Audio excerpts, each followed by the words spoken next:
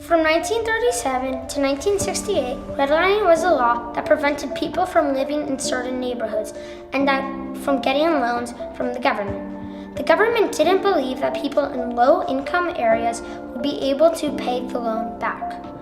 This largely affected Negro areas. In the past, redlining affected millions of people in hundreds of cities. The government determined their districts by their income.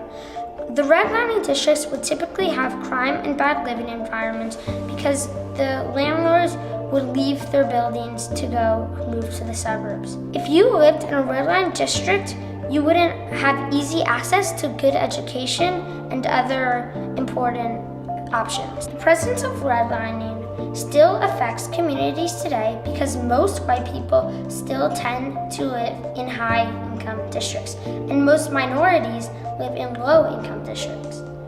We also see discrimination from landlords and housing boards who do not want to let people of color into higher affluent neighborhoods or buildings.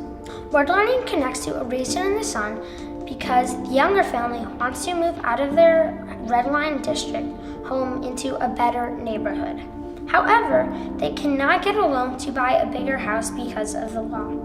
In the 1950s, Warren Hansberry, the author of A Raisin in the Sun, sued the city over unfair housing policy. You can help this cause by standing up if you ever see a landlord discriminating anyone of color or any other types of housing discrimination. Another way to stand up is go to nyc.gov and search housing discrimination to learn more ways to prevent it. Most housing discrimination goes unreported, but the more we know, the less it will happen.